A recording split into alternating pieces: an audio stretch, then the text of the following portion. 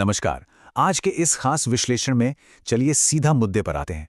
Indian cricket में इन दिनों एक अलग ही लेवल की बहस छिड़ी हुई है टीम इंडिया के अगले टी20 कप्तान को लेकर। मतलब जिस खिलाड़ी का नाम कल तक इस रेस में दूर दूर तक नहीं था, आज अचानक से वो सबसे बड़ा फ्रंट रनर बन गया है। सोचने वाली बात है ना? सोर्स मटेरियल के आधार पर आज हम इस पूरी कहानी की तह तक जाएंगे। सवाल बड़ा सीधा सा है, क्या संजू सैमसन सच में सूर्य कुमार यादव को रिप्लेस करके टीम इंडिया के अगले टी20 कप्तान बनने वाले हैं? सुनने में शायद थोड़ा अजीब लगे, लेकिन इसके पीछे की कहानी ना बहुत तेजी से बदल रही है। सोर्स बताते हैं कि जो बात महज 24 घंटे पहले तक सिर्फ एक छोटी सी अफवाह लग रही थी, आज वो देश के बड़े बड़े अखबारों की फ्रंट पेज हेडलाइन बन चुकी है। हर जगह बस यही चर्चा है कि संजू सैमसन के नाम पर बहुत ही सीरियसली विचार किया जा रहा है। पर यह अचानक से हुआ कैसे? असल में इस पूरी बहस के पीछे एक बहुत बड़ा हिडन वेरिएबल छिपा है, और वो है हेड कोच गौतम गंभीर की पसंद। सोर्स ने यहाँ गंभीर की कोचिंग हिस्ट्री का एक बड़ा ही दिलचस्प कंट्रास्ट पेश किया है। देखिए, एक तरफ है शांत कप्तान वाला मॉडल जो हमने लखनऊ में केएल राहुल के साथ देखा। सोर्स कहता है कि राहुल के खामोश रवैये की वजह से गंभीर को अपना काम करने की पूरी आज़ादी मिली। वहीं दूसरी तरफ कोलकाता में उनका सामना श्रेयस अय्यर जैसे स्ट्रॉन्ग विल्ड यानी मजबूत इरादे वाले कप्तान से हुआ। सोर्स यहाँ दावा करता है कि केकेआर में क्रेडिट लेने की ऐसी लड़ाई शुरू हुई, जिसका नतीजा ये निकला कि श्रेयस को आखिरकार टीम से ही बाहर होना पड़ा। तो बात एकदम साफ है, कोच साहब को एक शांत कप्तान ज्यादा रास आता है। सबसे जरूरी बात यहां समझने वाली यह है कि संजू सैमसन आखिर इस नए कोचिंग सेटअप में इतने परफेक्ट फिट कैसे बैठते हैं। सोर्स के मुताबिक सैमसन के फेवर में कई सारी चीजें एक साथ जारी हैं। सबसे पहली बात, वो बिल्कुल एमएस धोनी की तरह एकदम शांत, काम एंड कंपोज्ड इंसान है। वो हमेशा लो प्रोफाइल रहना पसंद करते हैं, छपास यानी मीडिया और पब्लिसिटी के पीछे बिल्कुल नहीं भागते। और सबसे खास बात, वो टीम में सबसे ईजी गोइंग खिलाड़ी हैं जो सबको अपने साथ लेकर चलते हैं। सोर्स ने एक और बड़ा पॉइंट हाईलाइट किया है कि उनके इस शांत नेचर की वजह से कोच गंभीर को भी अपना काम करने की पूरी आज़ादी और क्रेडिट दोनों मिल सकता है, बिल्कुल वैसे ही जैसे शुभमन गिल के केस में देखने को मिलता है। अब संजू सैमसन की इस कहानी में एक बहुत ही इमोशनल ट्विस्ट भी आता है। सोर्स यहाँ एक वायरल वीडियो का जिक्र करता है, वो वक्त जब सैमसन को बेंच पर बिठाया गया था और कोई भी उनके पास नहीं जा रहा था।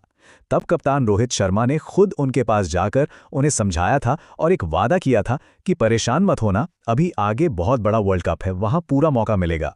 सोर्स बताता है कि इस वाक़े के बाद सैमसन को जब भी मौका मिला, उन्होंने एकदम अनबिलीवेबल कमबैक किया। सोर्स ने इस कमबैक को लेकर कुछ ऐसे जबरदस्त दावे किए हैं जो सुनने में किसी फिल्म की स्क्रिप्ट लगते हैं। अगर बिल्कुल सोर्स के शब्दों में कहें तो वेस्टइंडीज के खिलाफ एक बेहद मुश्किल वक्त में सैमसन ने 50 गेंदों पर 97 रन बनाकर अकेले मैच जिताया। फिर सेमीफाइनल आने पर इंग्लैंड के सामने 42 गेंदों में 89 रन की एक धमाकेदार पारी खेल डाली। और बात यहीं खत्म नहीं हुई, फाइनल में भी 40 गेंदों पर 89 रन बनाकर टीम को सीधा वर्ल्ड कप जिता दिया। अब सोर्स का लॉजिक बड़ा सीधा है, अगर सैमसन अपने इस बेहतरीन प्रदर्शन से वर्ल्ड कप जिताकर कोच गंभीर की नौकरी बचा सकते हैं, तो भाई उन्हें कप्तान क्यों नहीं बनाया जा सकता? और जरा इस नंबर पर ध्यान दीजिए, 33। ये अपने आप में बहुत बड़ी कहानी बयां करता है। सोर्स कहता है कि लीडरशिप के मामले में संजू सैमसन के आंकड़े सच में बहुत मजबूत हैं।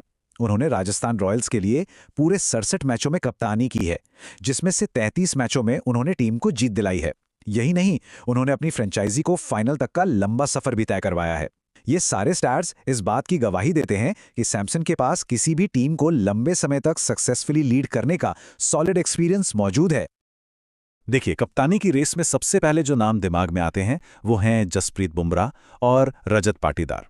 लेकिन सोर्स ने यहाँ बहुत ही लॉजिकल रीजन दिए हैं कि आखिर क्यों इन दोनों पर सीरियसली विचार नहीं किया जा रहा। बुमराह एक एब्सोल्यूट मैच विनर है, इसमें कोई शक नहीं, लेकिन उनका वर्कलोड मैनेजमेंट एक बहुत बड़ा इशू है।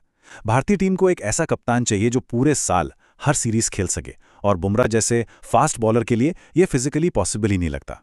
वहीं अगर रजत पाटीदार की बात करें तो आरसीबी में उनकी कप्तानी का कोई बहुत एक्स्ट्रॉर्डनरी रिकॉर्ड नहीं रहा है, और हाल ही में बतौर खिलाड़ी उनका फॉर्म भी थोड़ा नीचे गया है। तो बस इन्हीं कारणों से सोर्स के मुताबिक ये दोनों ऑप्शंस तो रेस से बाहर हो जाते हैं।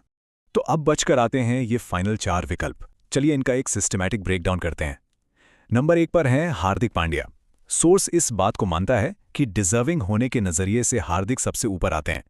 उन्होंने टीम इंडिया को पहले भी लीड किया है, गुजरात टाइटंस को ट्रॉफी जिताई है और फाइनल तक भी लेकर गए हैं। लेकिन यहां कोच के साथ रैपो यानी अच्छी ट्यूनिंग की कमी एक बड़ा रोड़ा बन सकती है। दूसरे कैंडिडेट हैं अक्षर पटेल। सोर्स का कहना है कि दिल्ली कैपिटल्स के पिछले निराशाजनक प्रदर्शन को देखते हुए शायद ही उन्हें सीरियसली कंसिडर किया जाएगा। तीसरे नंबर पर आते हैं श्रेयस अय्यर। उनके पास कप्तानी का एक शानदार रिकॉर्ड है, वो फॉर्म में भी हैं, पर दिक्कत यह है कि वो फिलहाल नेशनल टीम का हिस्सा नहीं है और ऊपर से कोच गंभीर के साथ उनके रिश्तों की हिस्ट्री थोड़ी सी कॉम्प्लिकेटेड रही है। और आखिर में आते हैं हमारे चौथे ऑप्शन, संजू सैमसन, जो इस पूरे करंट कोचिंग सेटअप के साथ बिल्कुल परफेक्टली फिट बैठते हुए नजर आ रहे हैं। तो फिर इस पूरे डीप डाइव और सोर्स एनालिसिस का फाइनल वर्डिक्ट आखिर निकलता क्या है? नतीजा ये है कि इंडियन क्रिकेट की मौजूदा स्थिति को देखते हुए सबसे प्रैक्टिकल और समझदारी भरी चॉइस संजू सैमसन ही है। हालांकि हार्दिक पांड्या और श्रेयस अय्यर दोनों ही कप्तानी के लिए बेहद डिजर्विंग और शानदार खिलाड़ी हैं, पर टीम के अंदर शांति, बैलेंस और टॉप लेवल परफॉर्मेंस मेंटेन करने के लिए संजू सैमसन ही सबसे लॉजिकल और फ्रिक्शन फ्री विकल्प बनकर सामने आते हैं। कोच साहब के साथ उनकी परफेक्ट ट्यूनिंग और उनका नेचुरली शांत स्वभाव, ये दो ऐसी चीजें हैं जो उन्हें इस पूरी रेस में सबसे आगे लाकर खड़ा कर देती हैं। तो सोर्स के आधार पर हर एक पहलू और इन पर्दे के पीछे की कहानियों का विश्लेषण यहीं पूरा होता है। लेकिन अब सबसे बड़ा सवाल हम सबके सामने यह है कि टीम इंडिया के अगले टी20 कप्तान के लिए अल्टीमेट पिक आखिर होना कौन चाहिए? क्या संजू सैमसन का वो शांत स्वभाव उन्हें ये कुर्सी दिलाएगा या फिर हार्दिक पांड्या का तगड़ा अनुभव इन सब पर भारी पड़ेगा? नीचे कमेंट सेक्शन में इस मुद्दे पर राय जरूर साझा होनी चाहिए। आज की इस दिलचस्प चर्चा में जुड़ने के लिए बहुत बहुत शुक्रिया। ऐसे ही नए तथ्यों को समझते रहिए और क्रिकेट की इस बारीकी को एंजॉय करते रहिए।